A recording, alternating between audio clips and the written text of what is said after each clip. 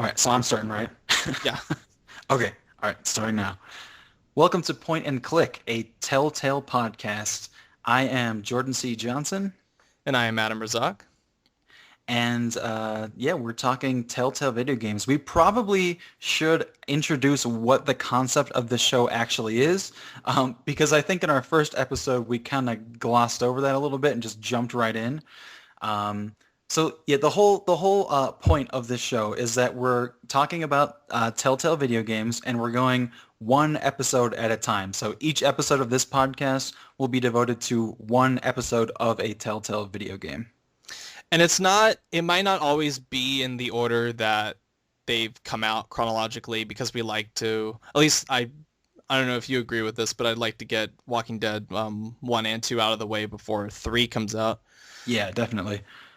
Yeah, I think obviously we shouldn't like jump episodes within one series. Hmm. Like if we're gonna do Walking Dead, we should do Walking Dead in order. Yeah. But yeah, we can jump to different series once we complete one, or even in the middle of one if new episodes come out, whatever. We basically the bottom line is we won't skip ahead within a series, but we can still drop other series in here and there, or go Yeah. back and forth, whatever. Whatever Yeah. we feel like. So this week we're going to be talking about Walking Dead Season 1, Episode 1, A New Day, which is, I think, widely regarded as the game that put Telltale on a bigger map as far as no knowledgeability goes, like a big exposure. Like this was their big break. I mean, they had done Yeah. games before like Back to the Future and Jurassic Park, but this was the one that really got them the attention that they deserved and in a way set up a lot of their future themes, the choice-based dynamic that they go with, which is their specialty nowadays. And it's kind of like their signature series as far as I'm concerned. Yeah, I think most people would agree with that. I would say I agree with that. I think so far it is still my favorite Telltale series. And this coming from somebody who really does not like the property outside of this game, which is impressive. And yeah, I want to know like where the hell did this come from with Telltale?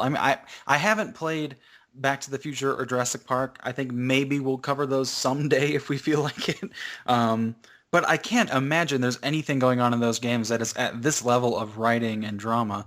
No, it's my problem with the past games is that they, at least from the little that I've played of Back to the Future and Jurassic Park, is that they are much more puzzle based. And Mm, my biggest gripe with The Walking Dead season 1 is that it feels like that transitional period. They still have some old holdovers like the big long puzzles.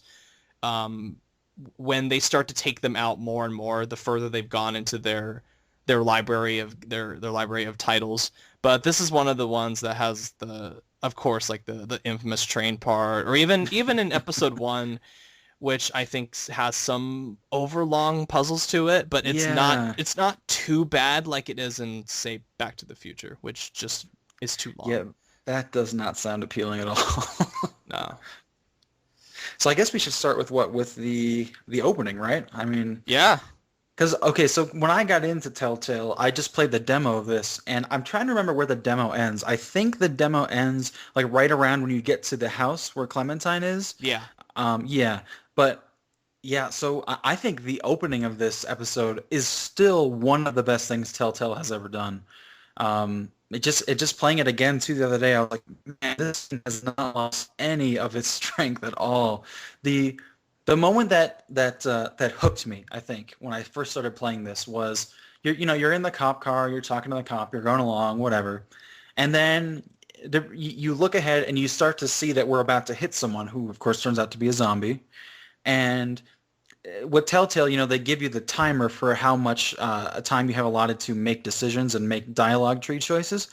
And then you see the guy coming in the road, and the cop is not looking. He's talking to you, like kind of looking backwards, and he doesn't see the guy. And you have like 1 second to choose between the responses of like, "Oh shit, in the road, watch out," whatever.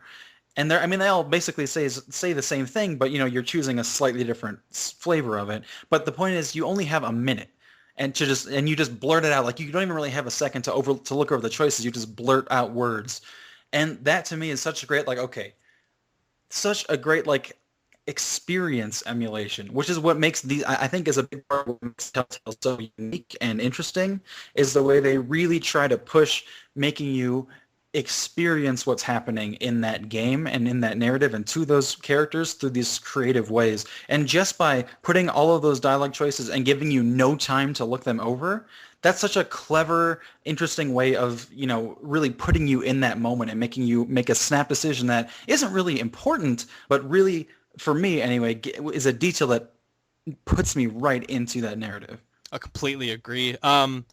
I think another thing that I really like about the opening is just how creepy it is. Mm-hmm. It's a very slow buildup of dread when the car is just going forward. It's a very simple visual image of you moving forward and everything else just moving back, and and Lee keeps turning back, and he can tell something is wrong with, like, the people, like in the helicopter coming towards the city, the cars rushing towards the city, the fact that the radio keeps going off the fritz with emergency calls. And even when the cop is talking, you get this idea that something is wrong. And even if you've never, like, let's say you've never heard of what The Walking Dead is before, like, if you just go into it not knowing anything, you still get that initial idea that this is going to be something is wrong. Something wrong is happening to the city that Lee is leaving and to the world around him. And of course, when the zombie pops up, you know what it is. But in that moment, that intro, it is just pure evocative horror. It's like, it doesn't even necessarily have to be zombies. It could be anything. It could be a nuclear bomb that went off or something. It's just pure terror that I think any kind of situation can evoke. And it's really, it's very well done. I had forgotten a lot of little details that they do in the opening, but it's great, especially for someone who is not, like you, a fan of The Walking Dead. It's that opening makes me feel more unease than anything I've ever seen in the show or the graphic novels or anything.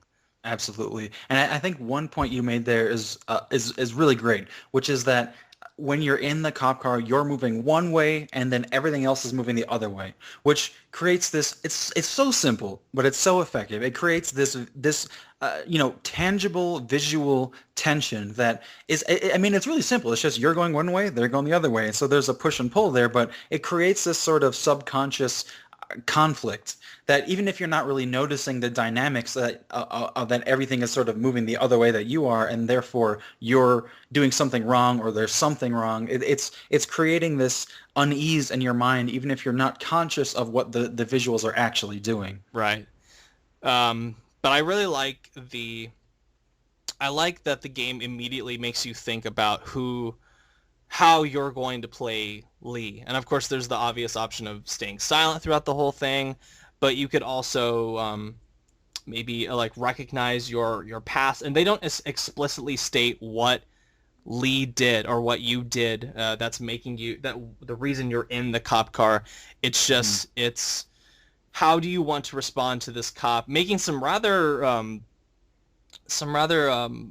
very uncomfortable or maybe unprofessional questions regarding your crime. But it's a really interesting chance to initially take that first step into how you're going to play your character. It's a very small little thing, but it is very interesting in the long term, because it's your first kind of foray into what Telltale does as far as gameplay goes and as far as their writing goes. Yeah, and I don't know about you and how you play it, but this is something I noticed that happens in the best choice-driven games, the games that are written the best and have the most compelling and relatable characters, is that the way I play it, it always seems to follow the same arc. You first start playing the game, and maybe you're not hostile, but maybe a little icier or more standoffish than you may be on further playthroughs, because you might not be taking sort of the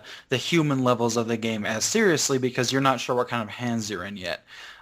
So it might just be more fun to just play like, with the fuck you options or whatever, be a little more detached from the other characters. But I did the same thing in this that I wound up doing when I started replaying Mass Effect, which is that I noticed my demeanor with the protagonist is much softer as I replay it.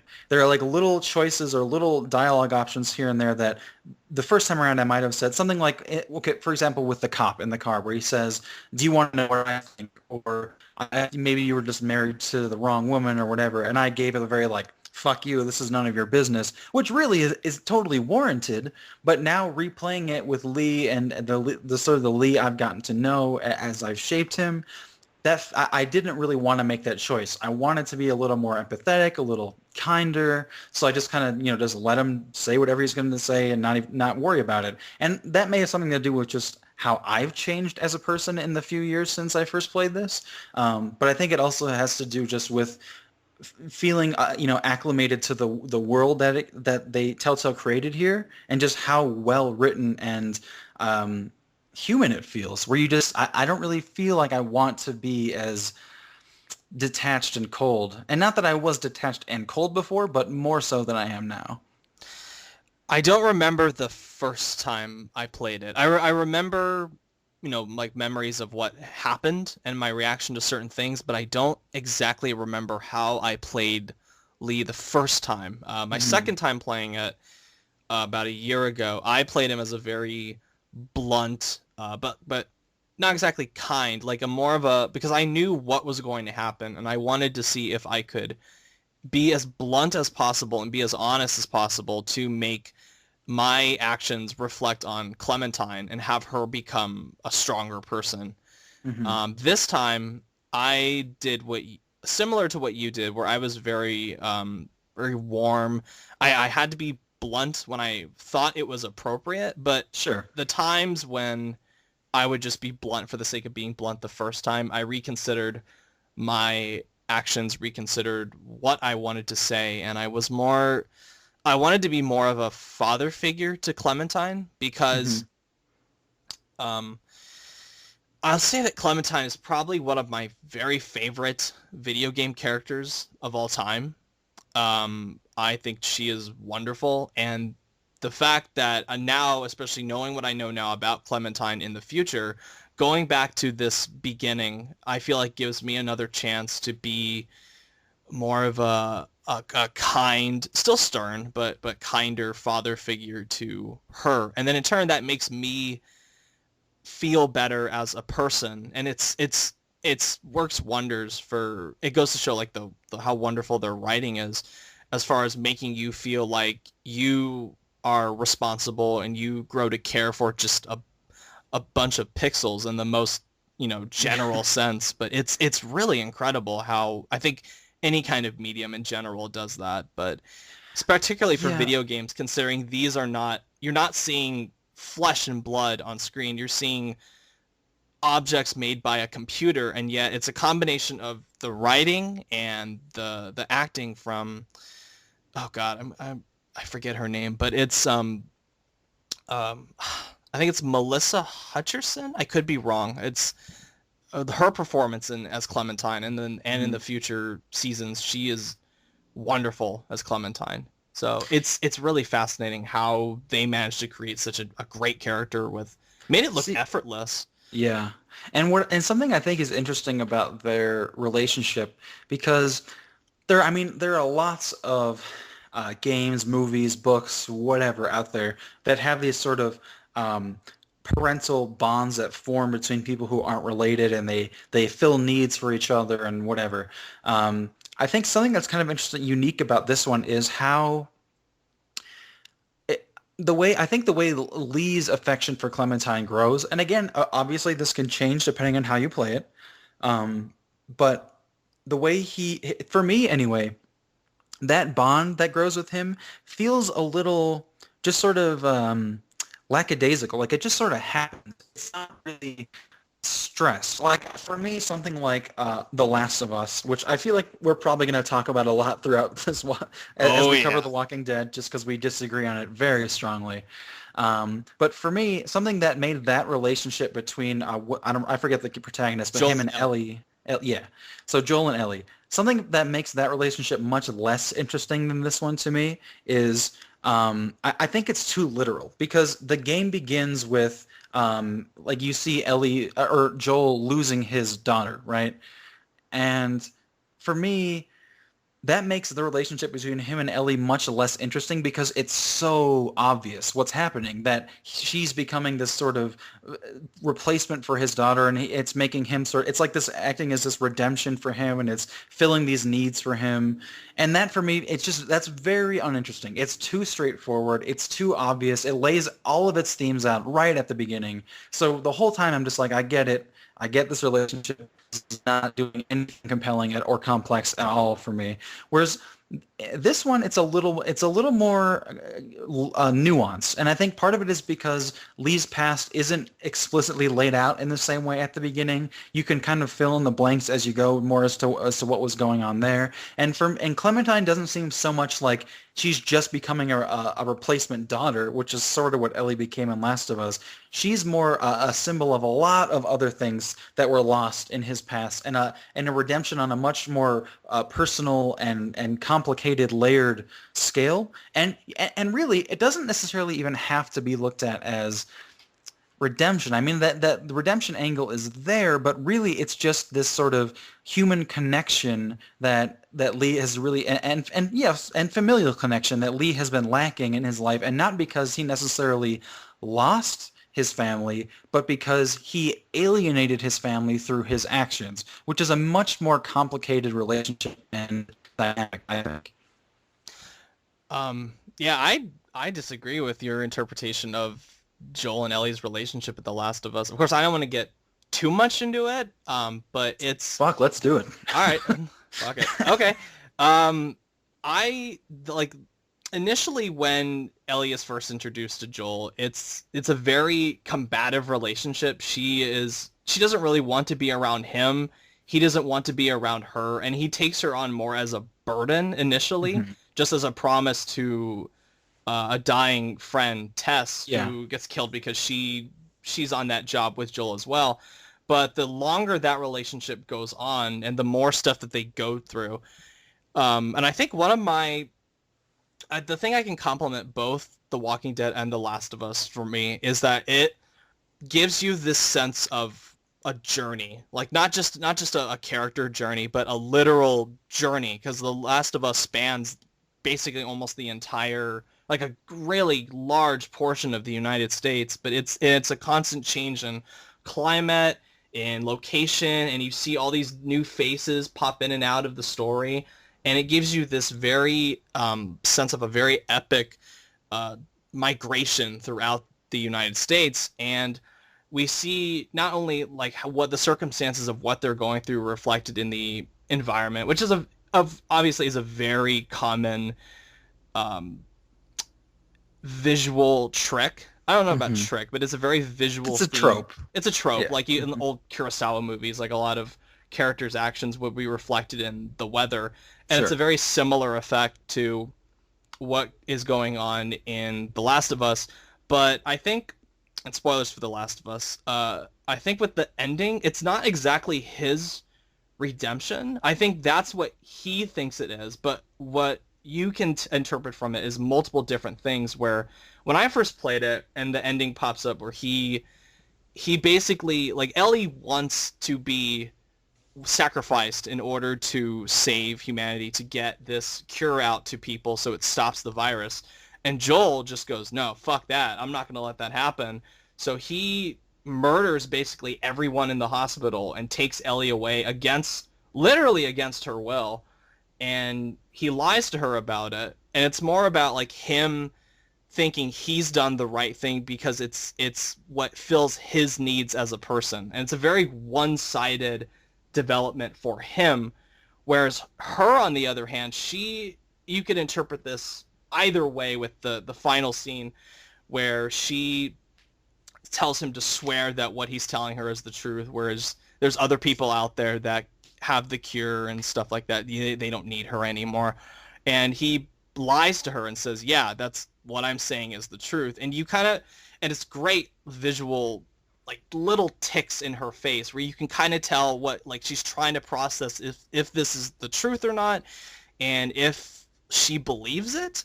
And I think in the end, at least my interpretation is that she knows that he's lying, but because she means so much to him, I guess she kind of just goes along with it because she feels sorry for him. And I think Joel is a very tragic character in that sense, where he's willing to sacrifice the well-being of humanity in order to just have one person in his life. Yeah, I mean, I guess, but so much of that still just kind of feeds right back into what I was saying before. Like the initially combative nature of that relationship to me is just out of fear and out of pain and out of being guarded because he lost his family and he's afraid to let somebody else get close again and mean something to him because Mm-hmm. he's afraid of losing her. So to me, it makes sense that he's very standoffish at the beginning, and then that slowly erodes because, of course, she's filling a need for him.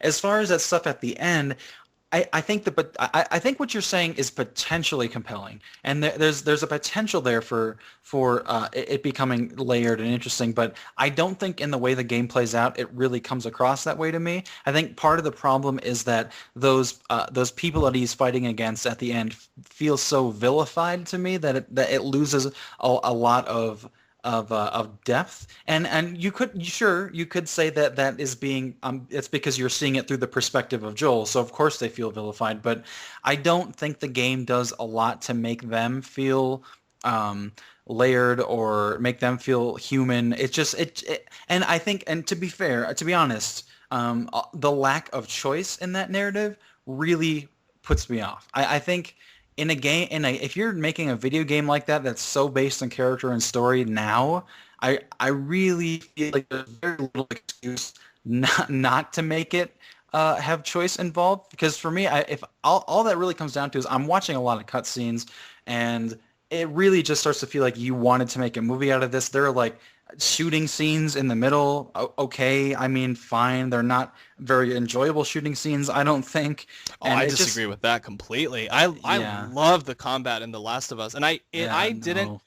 I liked it the first time I played it, and I felt it was way over long. But the second time I played it, I like if I had just I sat down and I kind of just took my time with it, and I really got into how heavy a lot of the action feels, where it feels so bloody and weighty, and yet it doesn't feel like woohoo, we're gonna have a good old time with all this blood and guts I spraying wish it everywhere. did. It's see, I would that would have been so Yeah, you're right. such a It would turn not off be. for me. Like if they just went like, oh, isn't this fun that you get to Yeah, murder people? And it's it like, would not be. well, It not would not be really. thematically appropriate for No. sure. But as a game experience, I did not enjoy The Last of Us because, again, like if I'm gonna play a game that basically all the actual gameplay is just combat. I mean, The Last of Us is not what I'm gonna be going to. And let's just say too, okay, let's not even talk about it as a game, right? A dramatic story, as visual art. If The Last of Us were a movie, I don't think it would be good. I don't think it would be interesting. I don't think that relationship is anything has any real meat on it. That if this were a movie, I would be like, yes, that's interesting. I like it. I would feel like everything is so familiar. I've seen it all done so many times in other post-apocalyptic movies and movies about family tragedies and formed bonds. It's too the ground has been run over too many times in too many better ways by other artists that for me The Last of Us just feels like a retread, and the gameplay isn't enough to make it feel new. And I think that is something that is happening a lot with video games right now, is because it's a comparatively new medium, and it's so much of so many of like the big games are derived from other art, mainly movies, that I mean, in certain games it can be okay if, like, okay, for example, like, I mean, if you make a Grand Theft Auto Vice City that is based so much in stuff and tropes out of like Scarface and other gangster movies, that's okay because we haven't really necessarily seen it done to that level in the game medium before, and that game is just really, really fun and interesting to play. And but at the same time, with The Last of Us, we're now at a point where I feel like it's becoming so we're struggling to break out of the derivative part right now, where it's Hmm. like, okay, where do we go now where games can start being their own thing that isn't just based in stuff we've seen from other art forms, and how are they going to become their own medium that isn't just pulling from movies and saying, well, it's a game now, so it's okay. When it's like, okay, well, what's next, right? And that's why I feel like something like Telltale comes in and Mass Effect comes in. It's like, yeah, obviously it still is borrowing a lot of tropes from other art, but you know, I mean, all art does that to some extent. Sure. But it really starts to feel like with the choices in games like Mass Effect and Walking Dead, the medium is doing something new that isn't really there in movies or TV or books necessarily, where the audience becomes an active participant and has to think about their own morality in these ways. I mean, art that does not have choices obviously does that, and there are lots and lots of great movies and books out there that make you question your morality. I mean, like Dostoevsky has written novels, so obviously, you know, Yeah. but there's something very immediate and confrontational about having to actually make those choices in the moment and think about what kind of a person you are that makes games, to me, a really exciting frontier for art. And so for something like The Last of Us, at this point for me, just feels boring. I'm just playing it. I'm like, why am I doing this? What am I getting out of this? If this were a movie, I wouldn't like it. This gameplay is not holding my interest at this level. Like I could play other shooter games that are better than this. So I guess for me, The Last of Us is a very empty and unfulfilling experience. I don't really know what I'm supposed to take away from that that isn't anyway edifying or compelling or entertaining really at all. I think what I took out of it is how I thought about Joel at particularly at the end and seeing it through his eyes, and actually in a way even without any kind of choice based gameplay, which I think would have been really inappropriate with this kind of Really? story, because I think Oh man. we already have The Walking Dead though, because and so I get my choice-based gameplay out of that. But I But think could you with The imagine if they Last of did Us, do it though? Like if that end scene, when you're having to make those choices over your relationship with Ellie, like that would take it to a totally different level for me. it would, but it's not that. I think It like isn't, and it, I wish it were. I guess that's the problem. yeah, I mean I mean, I'd like a lot of things to be choice based, but I think most of the stuff that I've played in my life, like some of my all-time favorite games, are very linear and the games make the decisions for you. But I never thought during The Last of Us, I want to come in and make the decisions for these people. I always wanted to know how they would feel because I think the writing is just that great. I think the acting in particular is exceptional. Just the sense of despair and helplessness surrounding this world, I think, is fascinating for me. And this is coming from somebody who does not like zombie fiction in general. Like what I think Last of Us and The Walking Dead are like my only exceptions where Yeah, I'd say that and I'd go so far as to say I love a certain piece of zombie fiction, but it's and to it's be like two sides of a different coin though. Where like The Last of Us is very linear, very narrative driven, but I think the narrative is that excellent and the characters are that believable given what we yeah. know about them throughout the story, and to see them grow as people, I think that's fascinating for me as somebody looking from the outside in this kind of universe. Now with The Walking Dead, it's just I think there's something more interesting being in control of this situation when you're dealing with, this large group of people.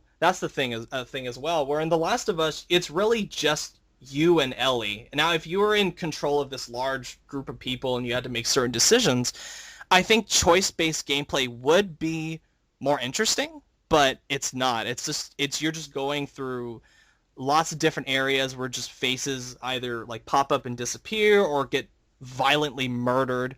But I just don't see the point in having, I guess, a Well, choice within The Last of Us. I see it in The Walking Dead because of how narratively it's about you making decisions for the lives of other people, and I think that's fine in that situation. But for The Last of Us, I don't think it's necessary to have those decisions. I mean, even like Uncharted 4 has some choice-based stuff, and it's mainly just like what dialogue quip you want to say, and I think that was their experiment into doing choice-based stuff, and that's I think one of my least favorite parts of the game because it feels like such a conflict where they are making basically a playable film. And I usually, like, a lot of the times people come out and go, well, our game is cinematic. I think that's just a really a bad overused sign. buzzword. I hate it when people use that. And of course I'm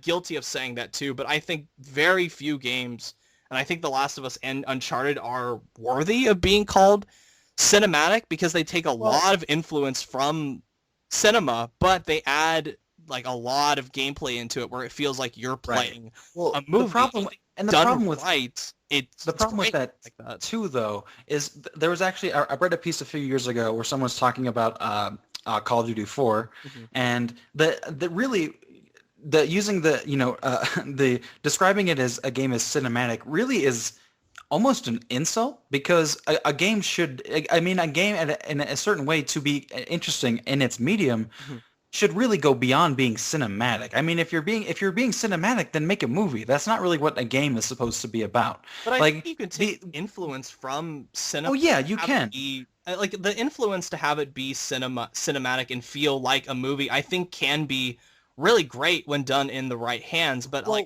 like I said, it's a crutch that a lot of people use, and I think that's well, where I think the it's problem is the word itself because yeah, saying like cinematic as a good thing. I mean, cinematic is great. I mean, movies are my first love, yeah, but in a game, you should be going beyond cinematic and becoming the argument in the piece I was reading was basically saying cinematic is the wrong word. What we should be looking for is that a game be experiential. And that I think is dead on. Like when a game is really operating on at the highest level, it's creating something experiential, which is some in a way that a movie could not necessarily do, and it's getting you involved in that world in a way a movie could not necessarily get you involved in the same way, which is something that makes games this sort of new frontier for art, really. And I think that is a big part of why I think Walking Dead works where Last of Us doesn't. Something you mentioned with Last of Us is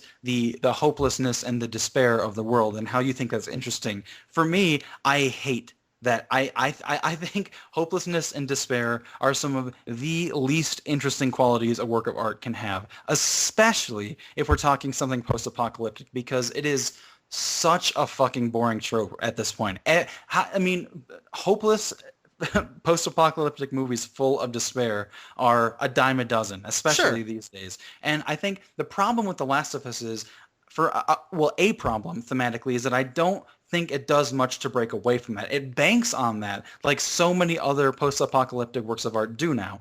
But something like The Walking Dead, by introducing that element of choice, now you have to sort of navigate what that hopelessness means and how you're going to deal with it. And if you so choose, you can work to think, okay, you can accept that and embrace that and behave accordingly, or you can think, well, is this really the takeaway that I want here? Or maybe you're going to have to figure out a way to bring your own light into it. And for me, the post-apocalyptic stuff that is interesting to me now is stuff that breaks away from that and says, we're not just going to be cynical. We're not just going to say everything is hopeless. We're going to focus on humanity and bring light to this world in a way that is relevant to society now. So, like for me, the Walking Dead TV show is the least interesting possible scenario for this because it is at this point it's so cynical that it's predictable. You like for me at the last season I watched,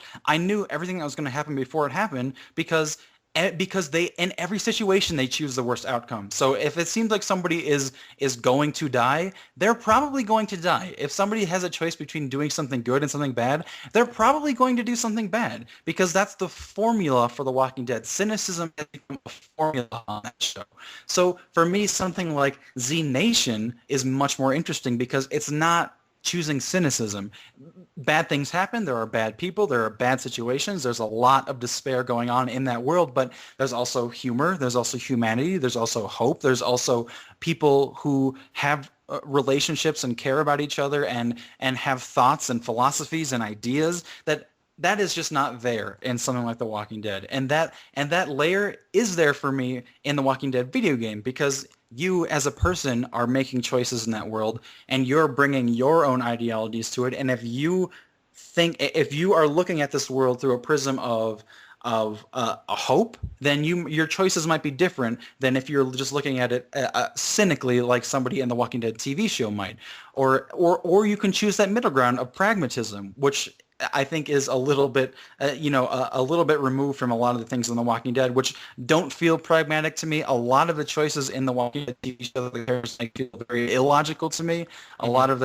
lot of their ideologies don't make sense to me, because like I look at it and I think, okay, we're in a world where like what the majority of the population is dead and has become zombies, and every person who dies is now a threat because they're a zombie. Okay, so if that's the reality, then to me, isn't the logical thing that every possible human life that we can save is precious, and we should be focusing on fixating on making sure we save and protect as many living people as possible, and not just jumping to these people are dangerous and every man for himself. Mm-hmm.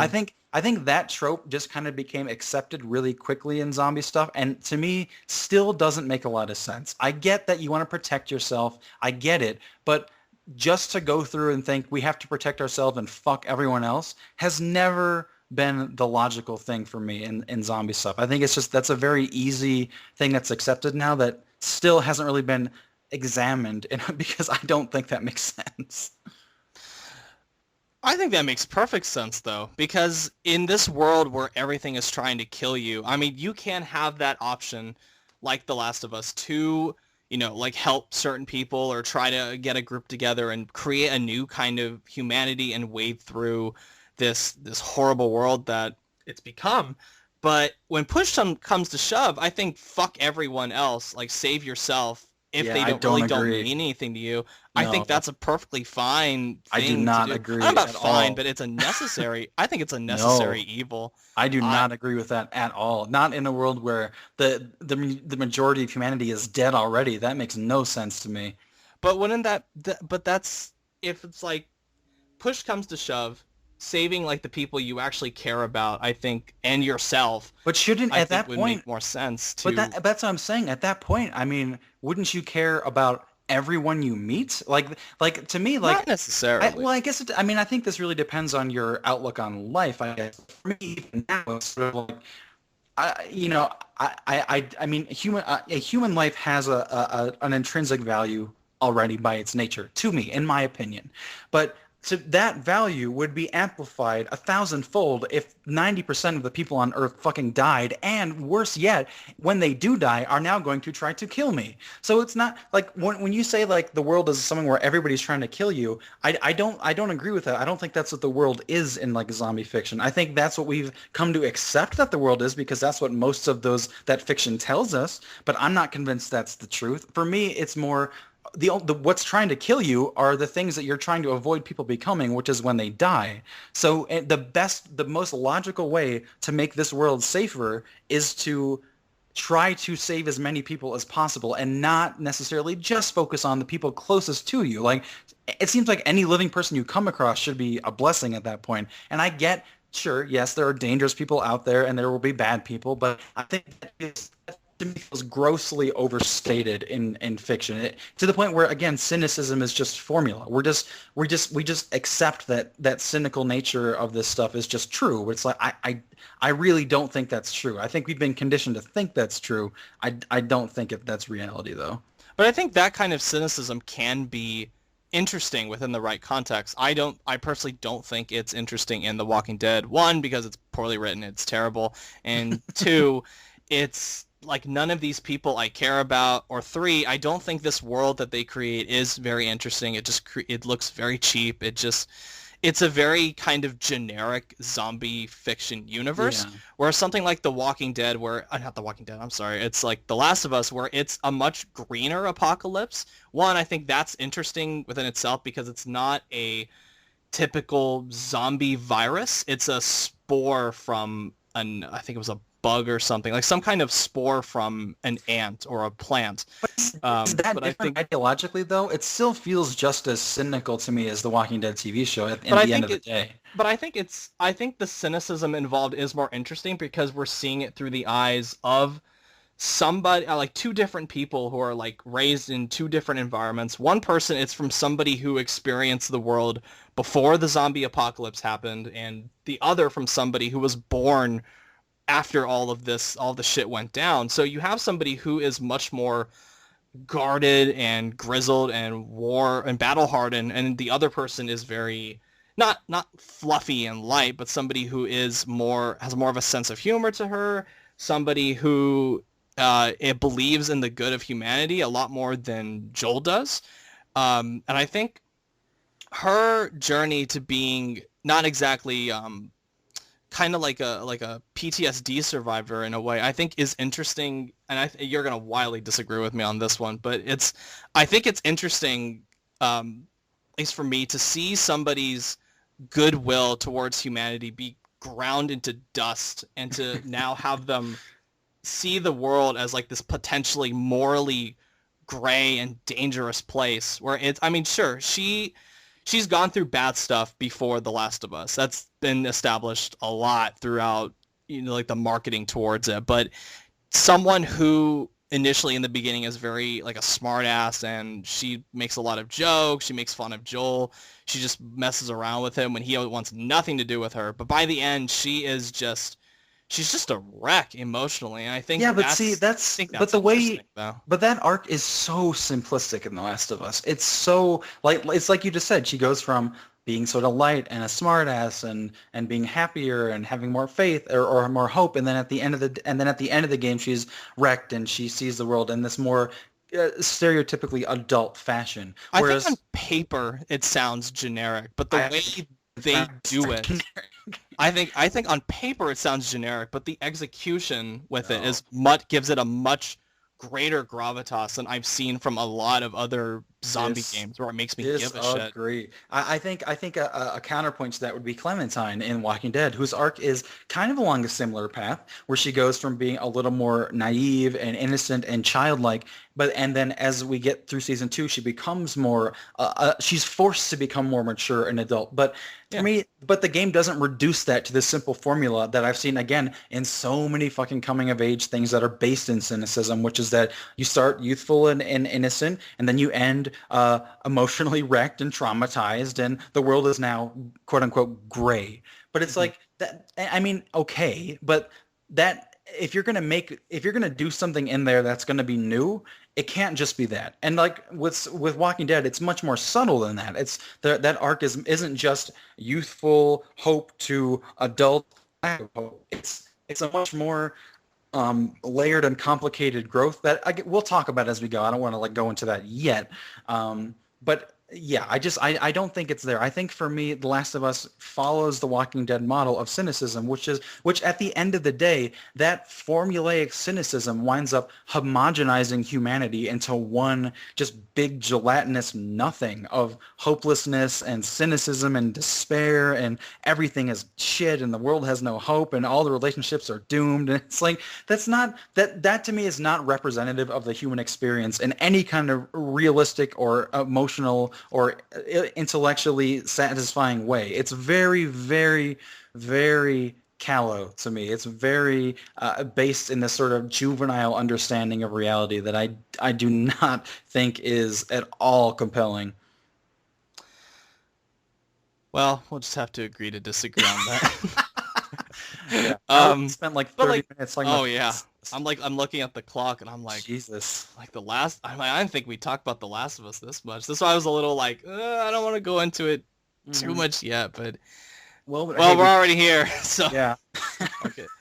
So what's Um, next?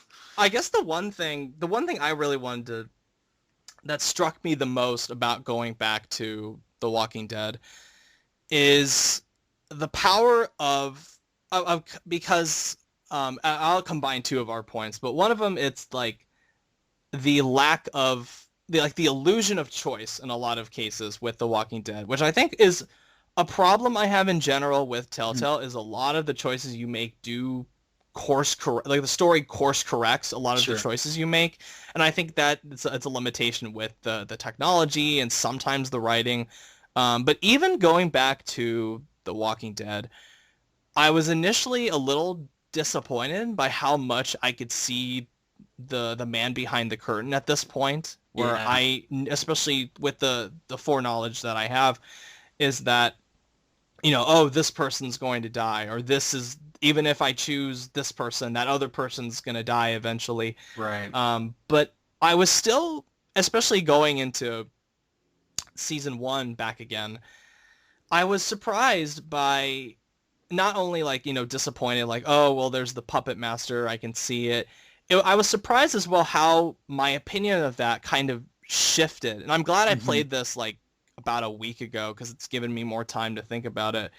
But it I'm shocked that my opinion has turned around where I actually don't care that I can see the puppet master this time around. I care that the illusion itself is compelling and the illusion itself is something that I want to be fooled by. Whereas like example, I'm not gonna go off on a tangent about this, but a certain space simulator that came out last week that I will not talk about that I think Uh, is a god awful illusion. I think breaks it over and over again where I can see the man behind the curtain and I hate the illusion, but I think with this I can still see it, and yet the magic trick that it pulls of giving you this false sense of choice in a lot of situations, I think it still works because in that moment, in the heat of the moment, you actually do care. And the way they create that, just with the like say the choice at the end where you have to choose between um let me get my note out. You have to choose between Doug or Carly. And even if you know exactly what's going to happen, I was really surprised by how, like, even like little visual tricks that the game, and I'm saying that phrase a lot today, but I don't really care. A lot of visual tricks with the mhm. screen darkening the closer to like the timer that you're on, and the fact that you can hear the cries of the people around you, and not only that, the cries of Clementine in the background, and it's a really tense and uncomfortable moment. And I like how that, like the visual design of a choice-based moment like that still holds up remarkably well, even if the choice itself is meaningless and banal in the overall scope of things. But it's a Right. really cool effect in the moment, and it makes me appreciate what Telltale does. I mean, as much shit as I give to them about like the graphics and stuff like that, it's how they use them in a lot of times, particularly in the Walking Dead series, that impresses me the most about what they do. Well, I think something that you're talking about here of the idea of the illusion of choice, that your choices don't really matter in the end, and that there's course correction. This is something a criticism that plagues a lot of RPGs, a lot of choice-based games. This comes up so much, so often in discussion, and I get it. Like especially if a game is really being advertised as your choices make a difference, and in the end they don't. Something like Mass Effect 3, where at the end of the day, no matter what choices you made, you basically have the same three options. Oh, okay. But for me, I feel like that, and it's sort of misguided. I don't really think that's the point. I think what you're talking about is the point of what makes these games fun and challenging and involving. Is it doesn't really matter what the outcome of the choice is. That you're not really supposed to know what the outcome is, because in life you don't know what the outcome of your choices is going to be necessarily. So the eventual outcome shouldn't be what you're focusing on. It shouldn't really matter if there's going to be a course correction, and even if you chose this person, this one's still going to die. Hmm. That's not really what should matter here. What should matter is how those choices get you involved into what's happening with the characters. So Exactly. right. So something like choosing between, let's say, Duck or Sean, and then not really having a say in the fact that Sean is going to die either way. Okay, in a way, that is sort of a course correction where you could choose a duck and you might never know that you couldn't have saved Sean. But even if you choose Sean, he's going to die. But okay, but that's not the point. Like the point is why you're making that choice in the moment. So the only time it starts to bother me is when there's a lack of a choice and it takes me out of the character because of that. And I don't think the outcomes ever do that. The outcome is never going to take me out of the character because as a character, I don't really have control over that outcome necessarily. It's a very, very rare situation where an outcome of a choice is going to take me out of it because I know why I made the choice in the moment if the game is written well. What's going to take me out of it is when they force my character into a choice that I don't agree with to push the narrative where they want to go, especially when it's done for no reason. So, for example, the most egregious moment in this episode for me is the sequence with the woman who wants to commit suicide at the motel. Yeah. The reason for that is because at the beginning, you're there with Glenn and Carly, right, outside the motel. You're like, okay, let's go. Glenn says, no, we can't go. There's a woman locked up there with zombies outside. We need to go save her. Okay. Carly says, no, we need to leave. We don't have to go up there. And Lee says, you're right, Glenn. We have to save her. Yeah. Why? Why does he do that? I would not have made that decision. Why am I forced to make that decision? Especially because when you think about it, at the end of the day, the only reason that happens is because clearly Telltale wanted that scene at the door to happen, and they wanted that to be the choice you make, right? But what I don't understand about it is why didn't they get more ambitious and do that scene, but not make you have to play it? Why can't you play that scene if you want to, or never see that scene and just leave? Why not? Why do they not give you that option? It feels like a weird moment of like developer vanity or something where they want to show you the scene they wrote. Mm-hmm. But it's like, why? Why am I being forced to do this? If I can go back and do this later if I feel like replaying, or I can hear about other people do it, or maybe I'll just do it organically because I'm sure a lot of people would want to go try to save her. Mm-hmm. But why are we not given the choice? It makes no sense to me. Well, it's like you brought up with if my one big criticism of the episode that doesn't involve the puzzles, it's the fact that scene is, like you said, feels a lot more cynical, I guess, because the developers want you to see the death of this woman to hammer home the point even more that, like, yes, this is a horrible world, that people die in it and life is gone to shit and stuff like that. But we've seen enough proof of that in the opening moments, in the scenes with Clementine at like the house, the part at the farm and stuff like that, just not even involving the zombies, but it just feels like an out of place scene if you don't want to go up to the motel and rescue the woman. Right.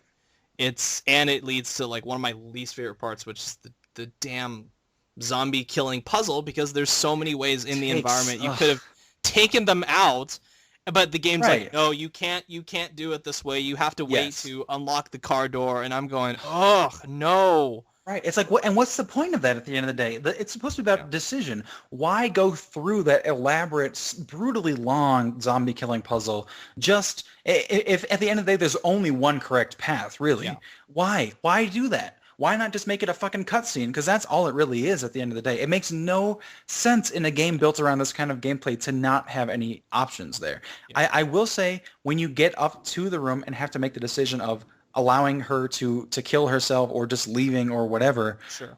I don't mind that scene. It's just the fact that we're forced to get to it that bothers me.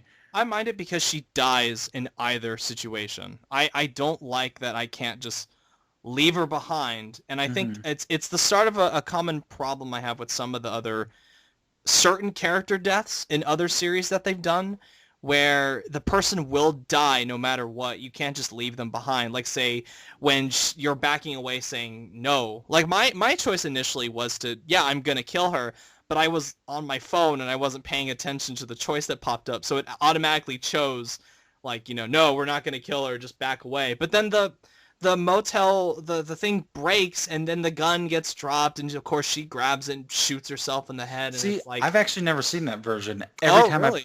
Every time I've played, I've said no, we're gonna let her kill herself. Yeah.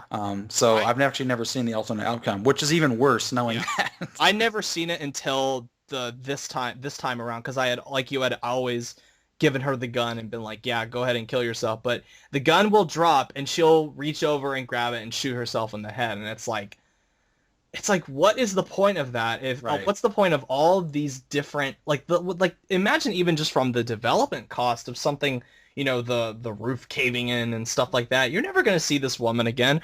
Why does she have to die in both situations? I don't Right. get Why can't why we why can't could rescue yeah, her or something. I right, don't. why can't you just leave her there and walk away with her like begging you or something? Yeah. Why isn't there an option to be like, sorry, I'm not going to waste the ammo on this or something like that? You know what I mean? Like, why isn't there that challenging decision, which I could see a lot of people making if they played this game? Like, right, things like that just don't make sense to me. Like, how developmentally, how much more of a challenge could that be to just give you that extra option, or to just again not force you up there in the first place? Right. It makes no sense at all, really. It just feels like funneling because this is what they want you to do.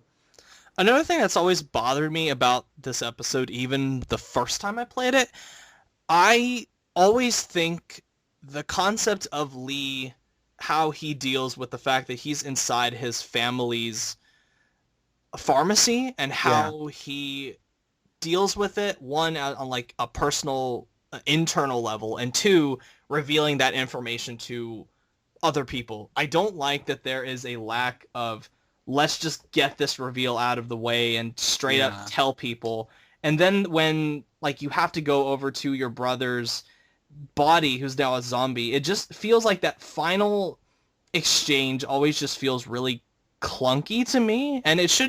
it should be this powerful moment where he has to kill his brother. Of course he's a zombie now, but it still must be a sad thing to do. And it just feels like all the options for Lee just feel underwhelming. And then the way they narrate it into the story, where, this is my parents' pharmacy, and then Lee, because when Lee walks in, he should know this place, but when he walks in, he kind of just walks in like it's any other location.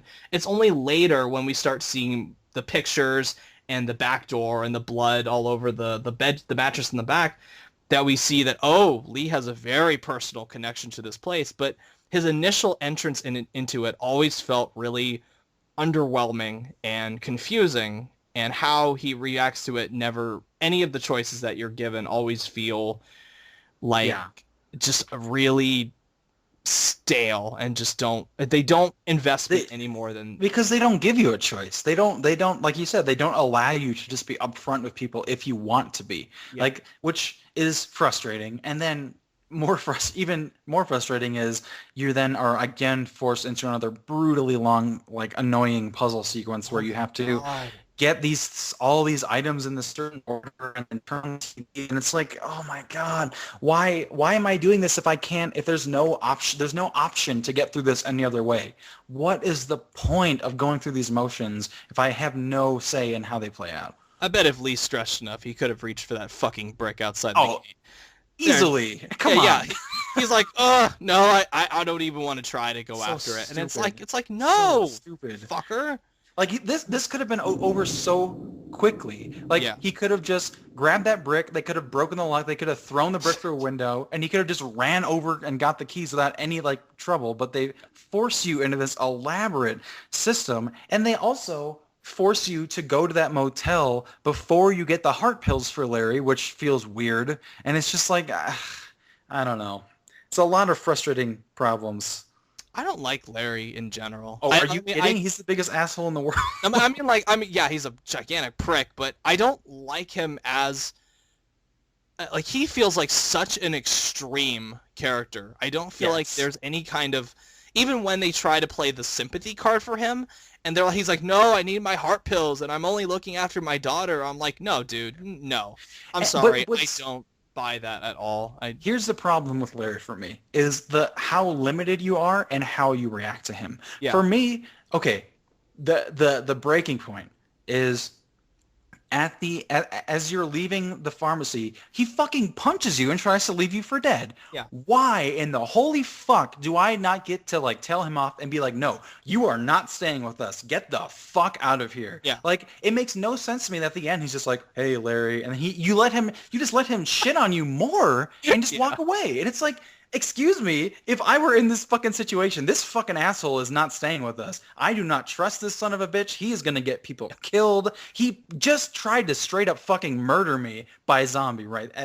How are we allowing him to remain with us? I don't give a flying fuck who he knows about me. I will tell everybody right now who I am. This son of a bitch should not be with the group. And it makes no sense to me that they do not allow you to make that decision. You're just forced to let him get away with it, and that's it. Yeah, I'm sorry, Larry, that my face was in the middle of your fist. So Yeah, please Christ. forgive me. And it doesn't make any sense if you chose to save Sean over Duck initially, that Kenny comes back. I've always been like, why the hell wouldn't Kenny just leave you because you didn't even attempt to rescue Duck? I feel like that should have been an interesting consequence. Like maybe you need to try to find a way to get out on your own without anybody's help. I think that would have been a more interesting, like, get rid of all the puzzle shit, focus more on like the action quick time event stuff, and expand that, like expand the narrative choices wrapped around that. Like don't do this overlong shit where you have to go through all this trouble just to get some heart pills for some gigantic asshole, or to get an axe, which you could probably easily pick up anywhere out there. You could just pick up a blunt weapon. No, you have to go through all this trouble just to get a fucking axe. And it's really annoying, and I don't like it, and it doesn't make any sense on a narrative level. It doesn't make any sense on a character-based level or anything. And it robs you of choice, and that's, I especially don't like that about. As much as I like this episode, that is what bothers me the most about it, besides the puzzles. Yep. So is it time for our top 5 list segment? Sure. Well, I mean, it's only top 2 right now. Yeah. I think we probably both agree on how this ranking's going to go. You might be surprised. Okay. All right, hit me with it. I actually liked Batman a little bit more. Oh, wow. Okay. Because going back into this, I initially like really loved this episode and didn't mind any of the narrative funneling that it does, but now playing it for the third time, it bothers me a lot more, and particularly with the overlong puzzle stuff. I think the pacing of it, there are great moments in this episode. Great moments, particularly your interactions with Clementine, I think are very resonant and interesting and make you feel things that very few video games do. But I think structurally and pacing wise, I think Batman is superior. Even if nothing really noteworthy happens in Batman, it's still a smoother ride to me than, oh, let's spend an hour trying to figure out this puzzle and then rob you of a choice to avoid a certain puzzle that's not within Lee's character. I mean, say what you will about the Batman puzzle. That was short. That is in character with Batman, and that was cool to see. That was something new. I think you make very good points about it. I think that's totally fair. The first Batman episode does feel like they've really honed their gameplay a lot since this came out, and it's a much more organic and easy to play experience than this. That said, I think the highs of this episode far outweigh anything, or far exceed anything in the Batman episode, which I think is fine. It's enjoyable. It's Telltale. I like it, but I don't think it has anything as memorable as something just as simple as that opening cop car ride in this episode. Like that scene alone for me puts it above anything, puts it above the Batman. So for me so far, it's this episode at number 1 and Batman at number 2. Yeah. I mean, well, I was initially going to agree with you, but the more it's like talking about it more, I'm like, yeah, no. I'd like going back between choosing either what would I rather play through, Batman or this again? Sure. I think I would rather go through Batman again. And you're right. The Batman is definitely as far as I could tell on my first playthrough felt much basically absence of that kind of narrative funneling for the most part. Yeah, Like, it's very lean. in any major way. Yeah. It's very lean. It uses its time to the best of its abilities without any kind of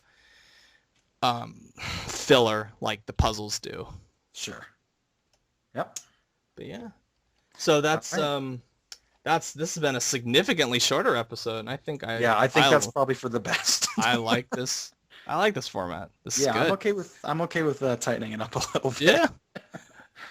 Hey, I mean, we mentioned Call of Duty. Didn't get into it, but we did have a Call of Duty mention in here, so we are keeping in theme. I could have.